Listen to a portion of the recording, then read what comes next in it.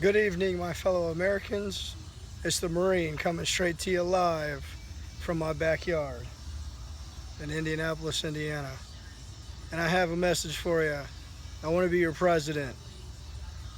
Why would I not want to be your president? I took an oath of office to support and defend my Constitution of the United States. And that included against all enemies, foreign and domestic. And right now we've got a foreign and domestic problem on our hands, and most of you don't even know what it is. If you invite me to be your president, I can make some really good things happen for you. But if you invite some others to be your president, well, then I can't guarantee what will happen to you. You have one on your ballots. His name is Donald Trump, and a lot of you are really interested in him. He thinks he's a cowboy. He thinks he's a renegade, or at least that's how he comes off to you. But that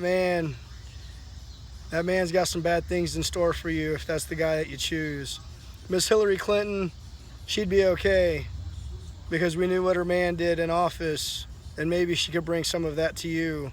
And everybody knows that hell has no fury like a woman who has been scorned. And tell me that woman hasn't been scorned. Go ahead and tell me that your people, every time they ask her questions, they can fuck with her. She sits up there and looks at them, and you know you can't fuck with that woman because she's protected. She's protected by Marines of a higher order. Maybe you don't know about them, but I do. But that's probably because you were never a United States Marine, and well, you probably weren't privy to the same briefings that we were privy to as United States Marines. I have a chaplain who's up in Washington, D.C. right now. His name is Kerry Cash. He's the pastor for President Obama. That man baptized me in the Pacific Ocean in July of 2003 after we came back home from Iraq. So he can at least attest to this part that I'm telling you, because I tell you, there's a whole lot of things that I know to be true. And you might not believe them and you might not accept them. I got 8 staples in my head. Those are titanium. Those are real. That happened because I was outside trimming my grass and I watched some dude across the street beating up on his lady. As a Marine, I don't fucking stand for that shit. I don't stand for men putting their hands on women like that. I ain't about that. I'm also not about men putting their hands on little kids like that neither, because we're United States Marines. We don't fucking do that. I'm going to show some things to you of what is, you have some choices. We did some really bad things as your leaders, and you probably wouldn't approve of the things that we did. But that's why I'm coming forth to tell you why we did the things that we did. And well, sweetheart, everything we did it all for you. And we did it for the United States of America. And if you know anything about America, you would know that there's a north, a central, and a south. Maybe there's only the northern part of the central northern part that's of a United States. But unless you have forgotten, Canada, well, that kind of belongs to Britain. They fall under the crown. And central Mexico, well, Mexico belongs to Mexico, but it's still a part of America. They rely on us too. And so does South America in ways that you really don't understand. And I'm not going to share those with you because America is America and America is beautiful. But I'm just trying to be the president of the United States because you know what? You never had a man running for president of the United States that sit here and told you, hey, I love my people. I fucking love all of you. I don't care what you did. I don't care who you were. What you've done in your past is who you were. It is not who you are. Who you are is whoever you decide that you want to develop into being. You can make a conscious choice within yourself and within your mind to do that.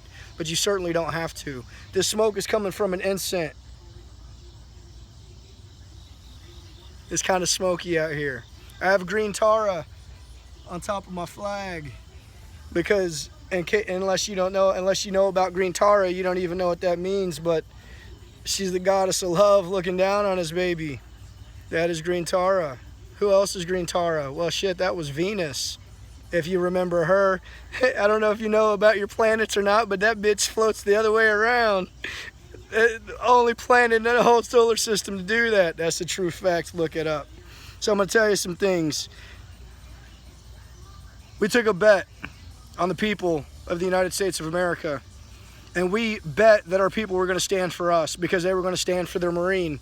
Because I'm coming to you as raw as I can come to you. Kind of like Hobson did in fucking Ill Mine 7, right? Out in the middle of the desert. That was good shit, bro. You are the savior of hip-hop. I don't care if you need my permission for that or not. You said you wanted God to anoint that to you. It's been anointed, my friend. I'm going to show you some things. I did a drawing for you guys because this is how I used to teach when I was instructing at the Keesler Air Force Base. But I just didn't look at myself as an instructor, as a fucking teacher. I looked to mentor and mold every single one of them men and women that came across my ranks, because that's what I did. I took care of my people. So why would I not take care of you the same way that I took care of them? So I'm going to show you this. Apparently I can't flip this thing around to selfie or to non-selfie mode, so I'm going to try to show it to you like this. Maybe you can see it. This is what's going to happen, and I'm going to post a picture. Right? That's a fucking drawing of what's going to happen. Should we fail? Should you fail us? Right now the ball is completely in your court, America. You get to vote for your president. If you choose the right choice, then good things happen to you. If you choose a decent choice, good things still happen to you. But if you choose the wrong choice, terrible things are going to happen. And we're going to come down like a ton of bricks. And if you don't know what bricks are, it stands for Brazil, Russia, India, China, and South America. It was an economic pact. But what you don't know is it was an economic pact made between them and the United States of America.